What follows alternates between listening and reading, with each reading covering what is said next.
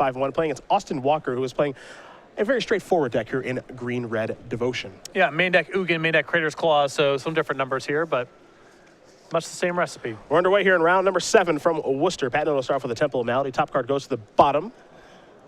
We'll see what Austin Walker can put together on his first turn of the game. It's an Elvish Mystic, arguably the best one-drop in Standard. Patnode also has one. He displayed his on turn number 2. Followed that up with a Sansep Citadel. To Walker, we will go. And of course, for Green and Devotion, the strategy is always the same. Just ramp into something big, and hopefully your opponent can't beat it. And that's the plan here for Walker.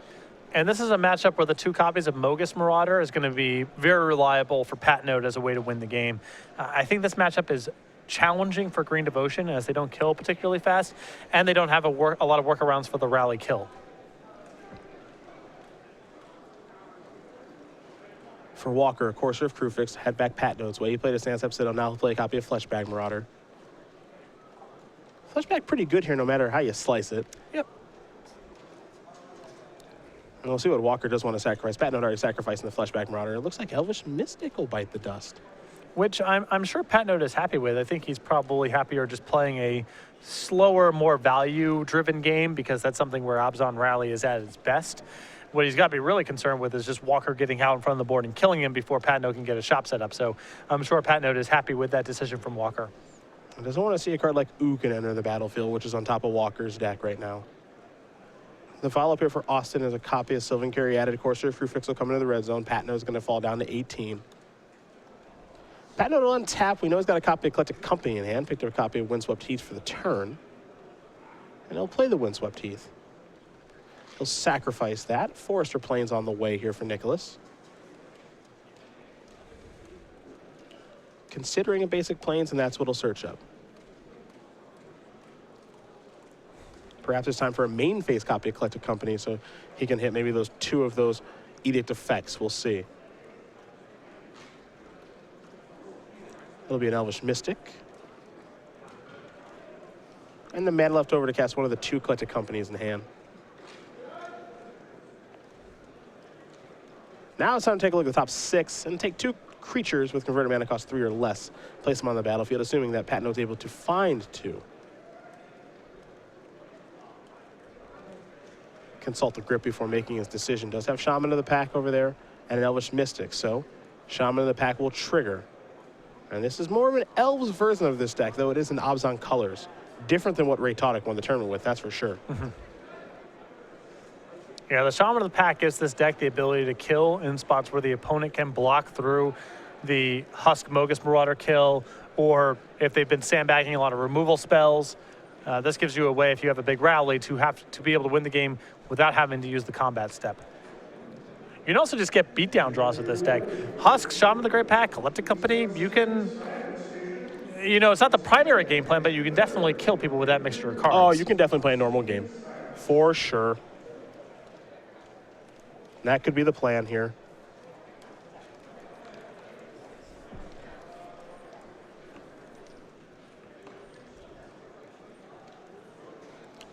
So Walker going to sacrifice that. Wooded Foothills, get a basic forest out of the deck. Does not want to draw Ugin. So now we'll see a new top card here for Austin. It's a Nykthos. That'll be the draw for the turn. Next card, Whisperwood Elemental. Green Red Devotion just working towards doing its thing. There's a Dragonlord or Tarka or 2 in hand here for Walker. Got to be able to get to it, however. He's a little bit away from it. And it also has to be good, and that's very challenging against Abzan Rally. You can wipe their board, and they can simply untap and kill you with Rally the Ancestors.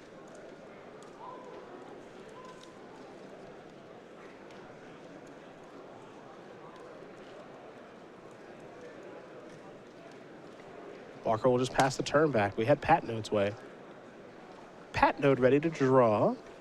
Picked up a Windswept Heath.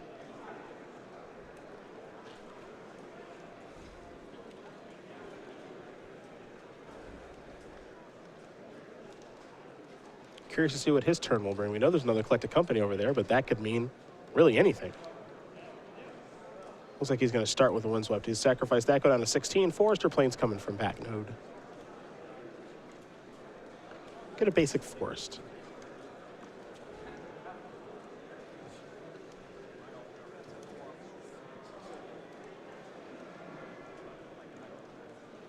The follow-up is a Liliana. Okay.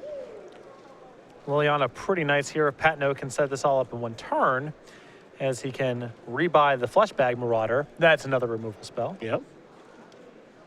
Here's Collected Company. That's another Shaman of the Pack, an Elvish Visionary. That's another healthy hit. Gets to draw a card. Picked up another Collected Company. Love the attack here. Great attack. He wants it to die. 3 points is great for Patnode in this spot. And if he flips Liliana, that gets back the Fleshbag Marauder or the Shaman. Yep. Also good. A lot to like with this attack. Yep, Courser's going to beat that. This is going to flip there. So now, Liliana's Planeswalker form has joined the battlefield. Also a zombie, too. I guess we can't forget about that. Going to cash in, get back Shaman of the Pack for another huge hit.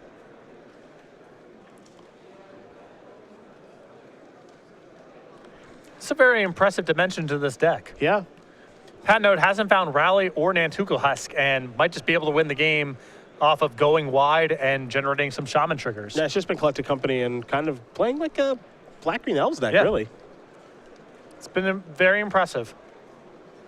You know, when we watched Tickle struggle with this deck at times, a lot of it had to do with there was only so many cards that made a difference, and when he didn't find them, his deck didn't do very much. Yep. Patnode is not having that difficulty this game. There's Whisperwood Elemental. Walker up to 7 now. It'll bring a Manifest along with it. And it's a Shaman of Forgotten Ways. Top card of the deck is a Genesis Hydra. See if Patnode can finish things off just right now. Draw a card. We know he's got Collected Company in hand. I think Mogus Marauder or a way to generate a Shaman are both kills.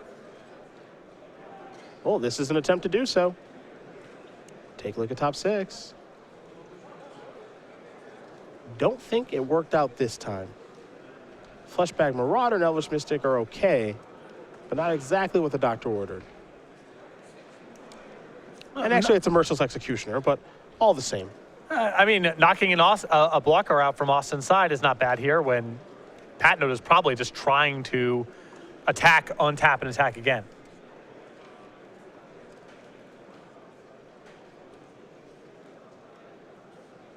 Patnode does get into this great situation, however, that if he ever, if he draws Rally the Ancestors, it's probably over.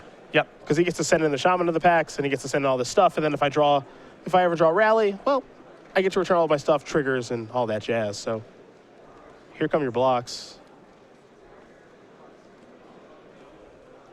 Some creatures are going to die here. Some damage will be pushed through. But it looks like this is exactly the sort of situation that Patnode wants to have occur. Well, Walker's got a good follow-up coming on his side here with Dragon Lord Atarka wiping the board, and he can turn around and kill Patnode in 2 turns.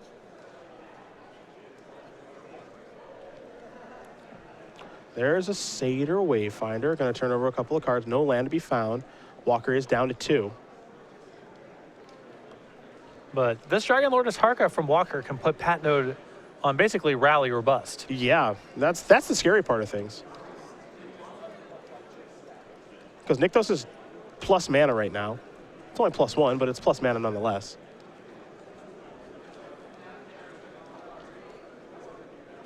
Shaman of Forgotten Ways is the more if that can help to cast the Dragon Lord Atarka as well. So Walker's got to do a little bit of math and figure out what he's got to do to stabilize onto this game.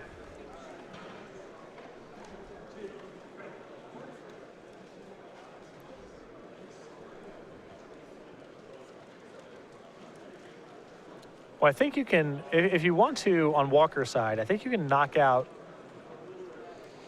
essentially the board. You leave the zombie, because that allows you to kill the most stuff. It also gets elves off the table, so Shaman doesn't necessarily kill you if Patnode draws it.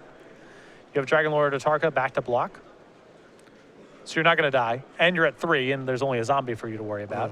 You get to attack this turn for 8, and then you have an 8 Power Flyer in the air. So Walker's in a good spot here. He doesn't take out all the elves. Leaves a couple of 1/1s hanging around. Yeah, and this I dislike. I would have preferred to get the Shaman. Rather, leave just the zombie in play. I think I agree with you for the reasons mentioned. I guess the logic there. Now, this actually is maybe a better play from Walker. It depends what you're trying to play around. This line of play allows him to beat Mogus Marauder. Although I suppose that Patnode's down to 1 black mana symbol anyway if there's only the zombie in play, should he draw Marauder. Yep. So I think this exposes Walker to Shaman without playing around anything necessarily. Walker did miss his Manifest trigger. That could come back. Might give Patnode another turn to find a rally. Well, that's actually a huge deal here because it's 3 blockers against 3 attackers on the ground. Dragon Lord Tarka isn't lethal on its own. So that 2 points of damage is really going to be a big deal here, especially if Patnode peels Rally Ancestors next turn. Yeah, I think Walker would have been better served just leaving only the zombie. Yep. He beats Mogus's Marauder. He beats a removal spell on Dragon Lord Tarka because he's at 3. And if he doesn't kill Patnode this turn, he's in trouble. Walker going to go up to 4 now.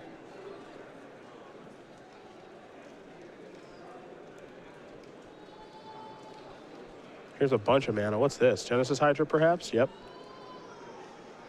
This will be for 6. Hornet Queen's in the deck. Pelucranos is going to be the hit. But Patnode gets to get a good look at those cards and see some information. Hornet Queen, a card that doesn't see a lot of play anymore in Standard.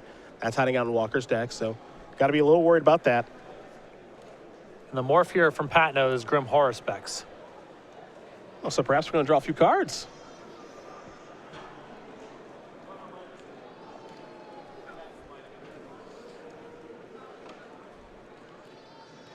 So every damage counts. Here come the beatdowns. There are the blocks, of course. Gonna unmorph Grim Horror Specs. There are cards to be drawn here for Nicholas Patnode. He's got to find it. The old rally. Draws 2. Collected Company and Mogus' Marauder. Mogus' Marauder pairs up with some cards here for a kill as well. It sure does. And it did not miss the Manifest. Looking for a white card. Here's Collected Company. Is there a way right now for Patnode to win? We're going to find out. He's got Mogus Marauder. Yeah. Liliana, Shaman's in there. This is some. This on top of Mogus Marauder, I think, is enough to get it done. I think you might be right. Here's Mogus Marauder. All these are going to get haste and intimidate.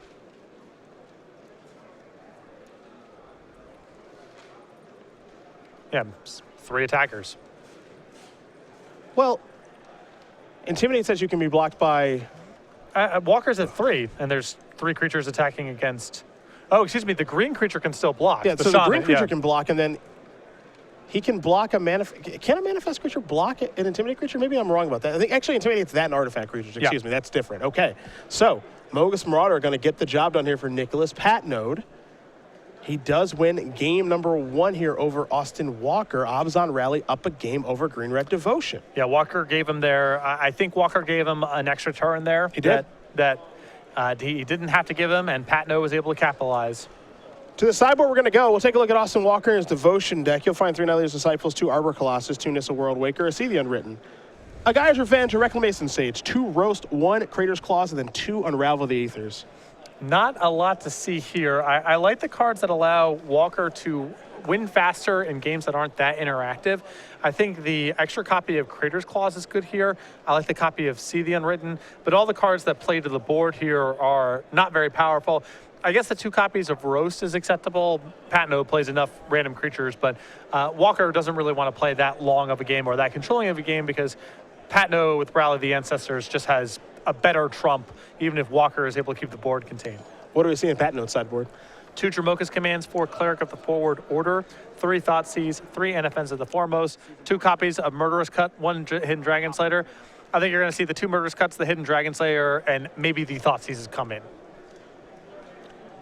I was looking for some more spice in the sideboard of the, Not really. the Rally deck. The only spice, I guess, is Cleric of the Forward Order, but we see that card a reasonable amount in these kind of decks. We saw Tickle playing those in Chicago. Yeah, it's in competition with Arishan Cleric. Cleric probably worse when you're just casting it, but Cleric much more powerful when you're rallying back a bunch of stuff. Yeah. Well, these players will shuffle up here for game number 2. Nicholas Patnode up a game, which means Austin Walker will be on the play here for game number 2. We'll talk about the Season 4 schedule here on the Open Series, where last weekend in Cincinnati, Todd Anderson got the job done with Infect. That was his 23rd Open Series top 8 and his 6th Open Series win. Both records right now in the Open Series. Here in Worcester for some standard action. Next weekend we're in Milwaukee for the close of Theros Standard. And then we're going to take a week off for the Born of Gods pre-releases, and then we'll be in Indianapolis, week 1 of the new standard format. After that, we're going to head to Atlanta, take a little time off, and Legacy in St. Louis. Modern will be in Dallas, then a Standard Open Series event in Philadelphia. After that, Grand Prix Atlanta, which we've unveiled the information about, November 13th through 15th. A Standard Open Series event in Kansas City, Legacy in New Jersey, a Standard Open in Denver, then the Season 4 Invitational, Las Vegas, Nevada, Standard in Modern as the Invitational formats with a 2-day, $20,000 Standard Open Series event. And then the week after that, Players Championship, Roanoke, Virginia, Star City Games headquarters, December 19th and 20th. That'll close out our year. All these main events, of course, when you do sign up for them, you'll get the Hop and Rabbit Master play mat here for season number 4. Play on Goblin Rabble Master. It's available all the way up until December 5th. Limited, of course. You only get it if you enter main events. Yes, but it will be available all the way through that Open Series event in Denver. So plenty of opportunities to get your hands on this all the way through December 5th. Free on-site for everyone who registers for one of our 2-day, $20,000 Standard Open Series event. Or, excuse me, any Open Series event. And I'm actually pretty excited, too, about going back to Denver. Even though it's the last time that you can get this, it's the first time that we've been in Denver for the Open Series in about 3 years, and I've actually never done a show in Denver before. I've never worked one. I've played in 1 or 2 events there, but I've never worked a show there. I've played in two Grand Prix there. 2. Legacy and a Sealed. I think I only played in the Legacy one. And I actually like Denver as a city. Pretty sweet. Yeah. We're going to be going when it's cold, so that's not going to be great, but I guess we get to experience Denver for exactly what it is, which is cold in the wintertime. It's a rough 3 or 4 months to get out there, but Denver's very nice. Yeah. Have you run into a player like good old Conley Woods? Luis Scott Vargas, Patrick Chapin. Yep. A lot of the Direwolf guys out there. Austin Walker will be on the play here for game number 2. Round number 7 here of the Open Series, if you are just joining us. Cedric Phillips, Patrick Sullivan, of course, Nick Miller in the sideboard. Doing your deck techs, picking your feature matches all weekend long, as Austin Walker will start off with a Forest. Patnode has a Forest as well, but his start's a little bit better than Austin's. He's got a Mana Accelerant there in Elvish Mystic. A Rattleclaw Mystic here for Walker will allow him to keep up. There's an Elvish Visionary here for Nicholas into Mana Confluence, and he'll pass the turn back. Pretty stocked hand there for Patnode. A lot to do, some collected companies to play towards. Courser of Krufix. Top card is Dragonlord Atarka. Is there a land to follow up? It appears that there is for Austin Walker.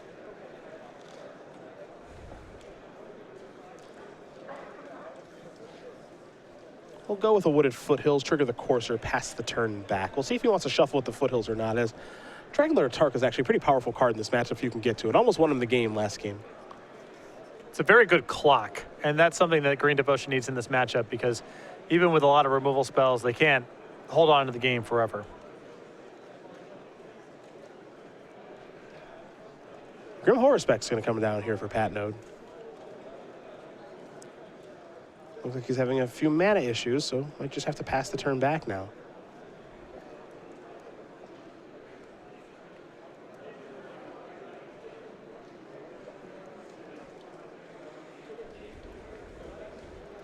Maybe considering an attack, perhaps? I think that he's better, sir. You know, he attacks Austin. Austin says no blocks. You get him for 1 point. Against someone at 21 with a Courser in play, that's not great. But the Elvish Visionary on defense now prevents Walker from attacking. Gives Patnode the time he needs to draw out of this. So I like hanging back.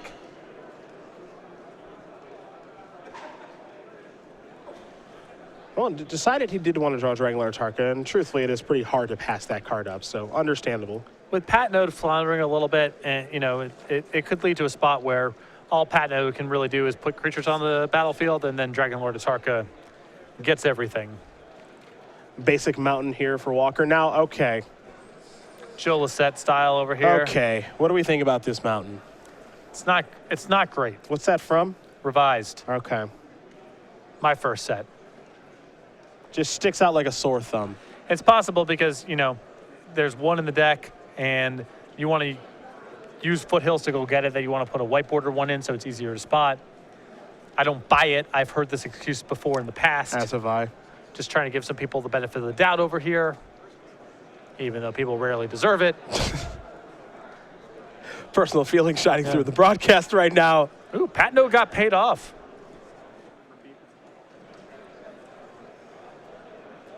Did get to draw a card.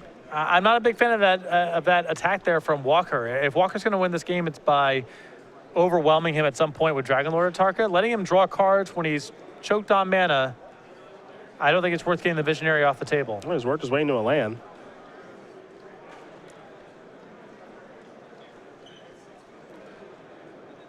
And now Patnode will pass the turn back with Collected Company at the ready. Top card here for Walker is a See the Unwritten, so he'll draw that. You want to talk about a card that might be popular after rotation. Yep. There are Eldrazi's to find with that thing, my friend.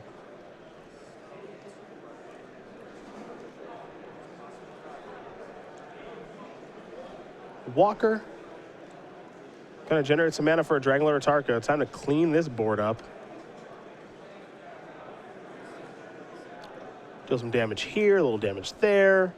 Collected Company in response.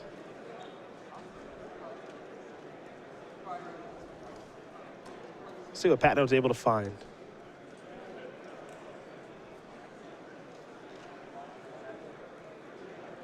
Satyr Wayfinder in there. And that's it. Not a great Collecting Company. Not at all. Wayfinder trigger. Take a look at the top four. Land of War Waste goes to the grip. Rest go to the graveyard. And those are going to die. He'll get to draw a card, though, from the Grim Horror Specs. Graveyard's getting stocked up here. The concern for Patnode is he just doesn't get that many more turns. Yep. With the board that Austin Walker has accumulated, I don't know how many more turns of this game Nick's going to get to play. Was able to steal the last game. There's a block very quickly, so perhaps he's setting something up. I just don't know how much time he actually has to set it up. I mean, next turn, his best case scenario is, you know, rally for 2, but his cards that matter are 3, so rally is not that helpful. Patnode was going to draw.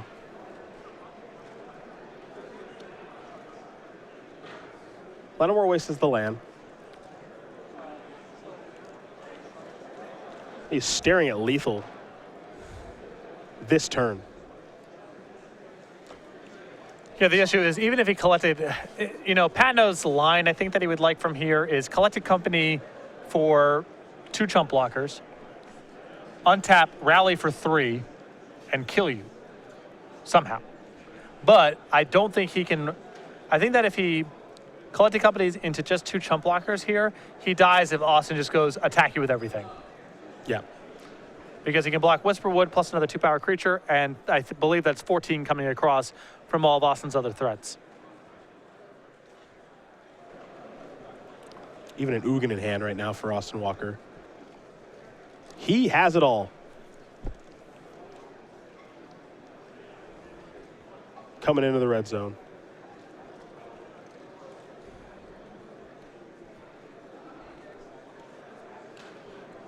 Looks like he's going to hang back with 1 Manifest. Here comes Collected Company. This play is dangerous. I mean, we saw this before where Walker was not aggressive enough, gave Patnode an extra turn, and Patnode killed him. Yeah.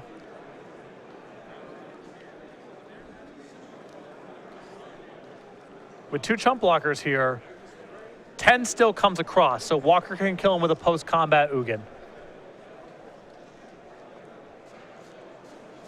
Patnode really deciding here. There's an Nantuko Husk, Elvish Visionary, Sylvan Caryatid, quite a few cards in there. Looks like he's going to go with the Husk and the Caryatid.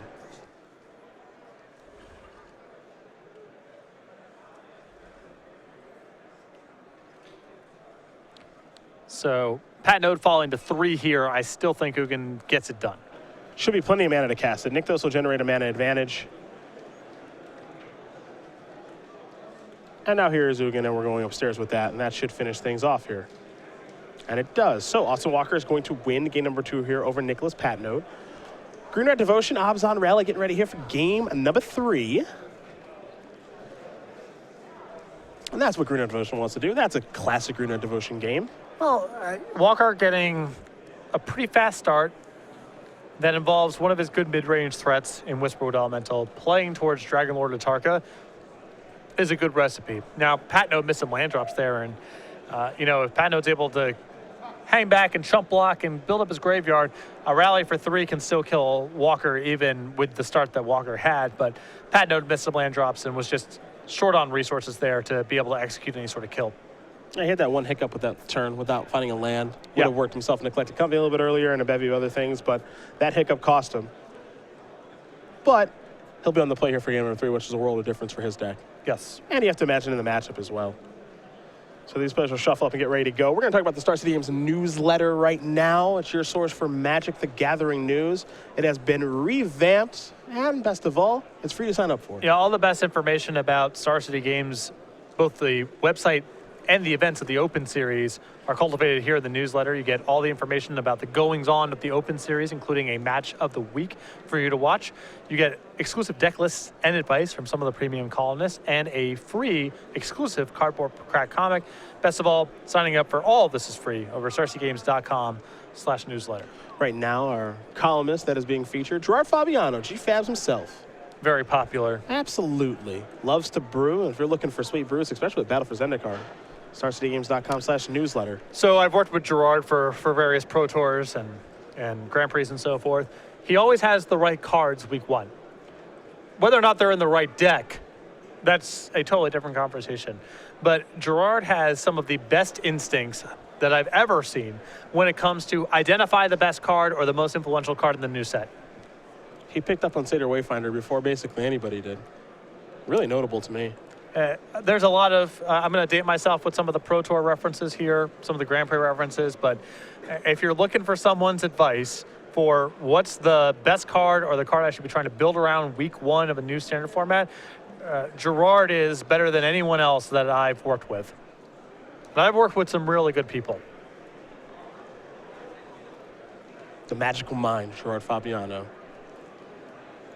He found really the best home for Dig Through Time in Standard earlier this year in that Sultai Control deck. First to market on Cabal Therapy, first to market on Explosive Vegetations and Onslaught Block Constructed, first to market on a lot of cards. Like I said, can't say anything about the deck, but the card, he's got the right card. Both players are going to start off with an Elvish Mystic. Caryatid, Sansep Citadel for Patnode, pass the turn back, ramping up beautifully. Going to have to work his way towards Eclectic Company now. Austin Walker, he's the more traditional of the 2 ramp decks. What kind of ramping does he have? He's got a Morph. It's a Rattleclaw Mystic, which can ramp quite a bit. So, Patnode, what can you do?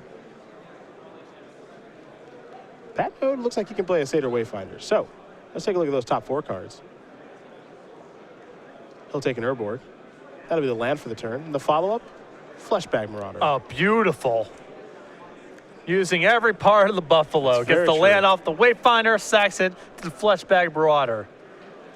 Elvish Mystic bites the dust there for Walker. It's a great start here for Patnode. Beautiful. Rattleclaw Mystic will be unmorphed, so there'll be a surge in mana here. Now here's Pelucranos. And pass the turn back. Patnode will draw. Picked up a Mana Confluence.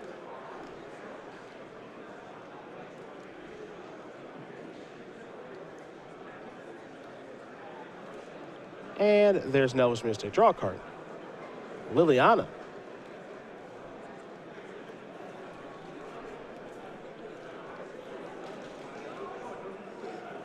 Will be cast now. So Patnode not really getting much velocity with his graveyard right now. It has Rally in hand, but he's doing a lot of good value generation on the board. Here come the attacks. Patnode going to come with Elvish Mystic and a Fleshback Marauder, almost daring Austin to block so that Patnode can flip over Liliana. Trying to grow the graveyard. Savvy attack here from Patnode. He even has an attack on the way back covered, even if Walker to say no blocks, untap, fight your Visionary with Pelucranos. That triggers Liliana and generates a token, which then can jump block the Pelucranos for a turn, allowing Patnode to do something with the Liliana. Very sharp attack. See how Nick wants to use Liliana now that it's flipped. Gonna take it down, get back to their wayfinder, work towards building a bigger graveyard. Yeah, with rally in hand, the priority right now for Patnode is just stock up the graveyard. Yep. Shaman of the Pack, Hellish Visionary. Those have gone down there. A land was found with a Seder Wayfinder. For Patnode, does have a copy of Rally of the Ancestors in hand. We have not seen it being cast in this match just yet. I got a feeling it's coming up in this game. I think you're right. Temple.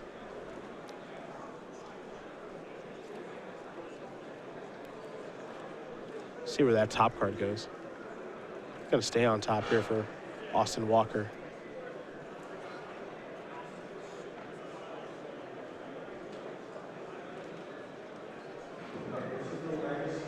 Walker unsure what the follow-up is.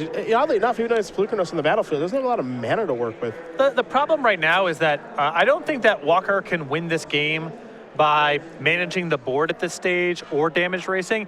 He's just got to get to a trump as soon as possible. So using Pelucranos to fight something this turn, I just don't think that's a very good use of resources. I think he's better served just getting more mana into play, getting towards something like Dragonlord, Atarka, Whisperwood Elemental, something like that.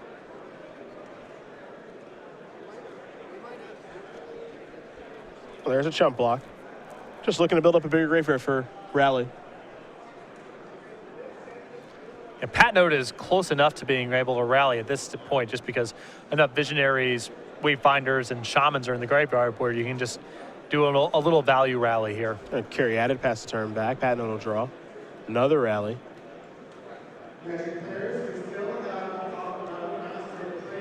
Liliana's going to go up, make both players discard.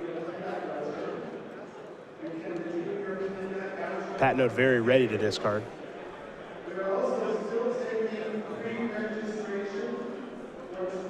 Mana Confluence, Genesis Hydra, the respective discards for each player.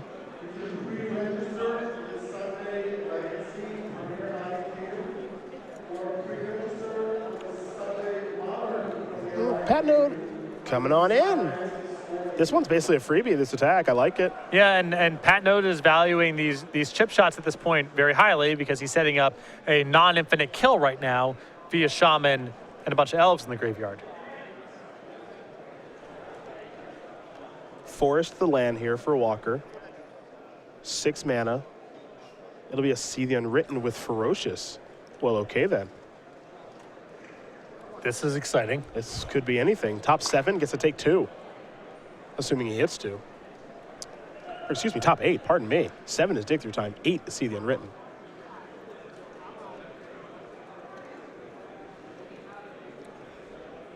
This could be real disappointing too. Oh no. Oh no. Oh boy.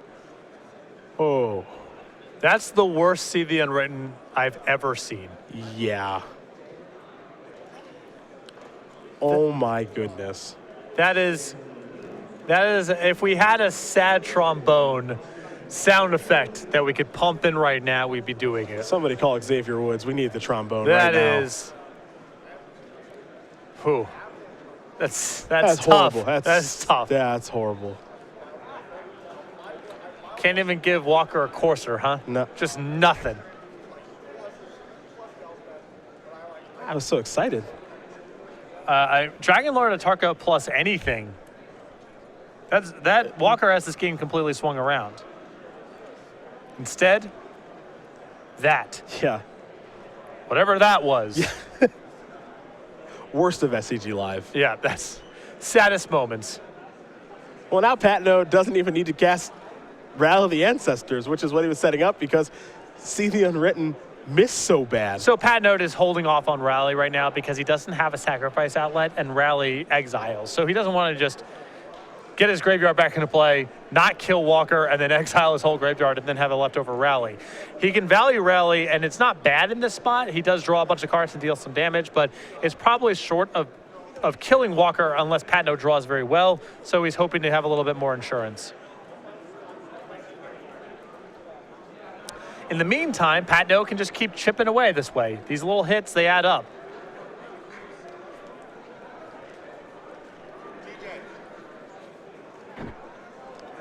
Well, we'll see what's next here for Nicholas in just a moment. You see the attack. That part's pretty straightforward. We'll see what happens after that, though. Walker definitely taking a look at the graveyard to see what's the worst thing that can happen. Besides, bricking on See the Unwritten.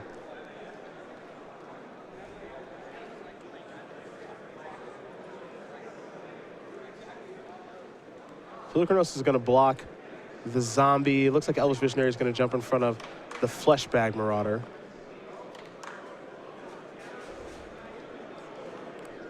I'm not sure if Walker could really afford to let the Fleshbag Marauder go off the table. I guess at some point he just has to block because he can't afford to keep taking this damage. But yeah. Fleshbag Marauder is very potent to get back with Liliana that you're seeing right now, and also very potent to get back with Rally. Yep. And I think that's exactly what's going to happen right now. This will be a rally. With the Marauder dead, this rally for value might do enough that even though Patnode can't sacrifice it, this is going to do too much damage to Walker. I mean, this rally right now is going to kill Walker's entire board, right? Because Fleshbag's going to come back. It'll kill something. He can sacrifice Fleshbag Marauder to itself, which will flip Liliana. If Liliana will get a zombie token, then you get back Fleshbag again. Exactly. Yeah, so it kills the entire board. This rally of the Ancestors is insane. And he also draws 3 cards. Yes. So I think that Patnode was trying to wait until he had a husk or some way to get his graveyard back in.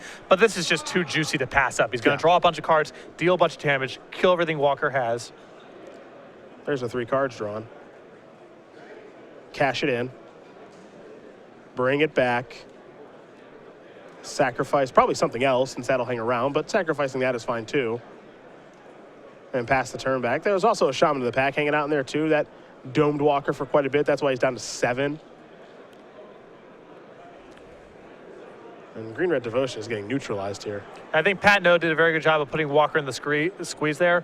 Walker couldn't really afford to keep taking the 3 from the Fleshbag Marauder, but the minute that Walker traded and put the Marauder in the graveyard, Patnode was able to rally, generate a lot of value. Even though it's not lethal and he's going to lose all this stuff on the way back, it's still more than enough value to justify casting a rally.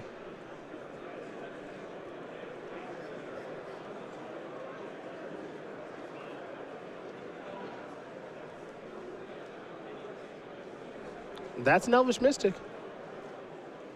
That's a simple turn. A lot of stuff's going to bite the dust here.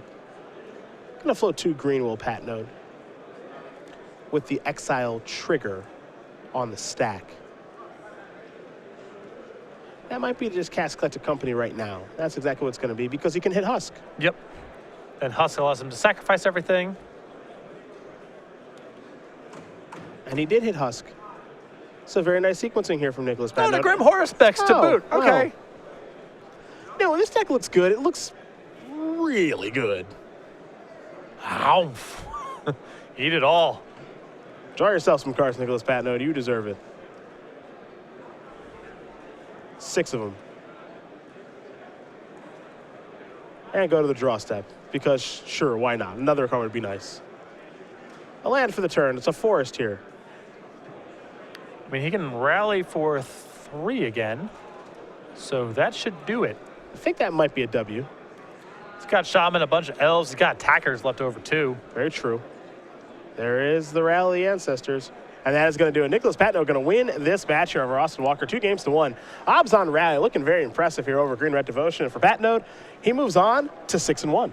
You saw the winning recipe there for Walker almost happened in game 1, happened in game 2, which is Man Acceleration into Dragon Lord Atarka as fast as possible. But Walker's other measures of trying to hold on to the game with normal creatures and things like Polukranos, it's not good enough. He's going to be taking damage the whole time. He has no way to shut out the graveyard. It's very hard for him to kill quickly without Dragon Lord Atarka, and so you saw that.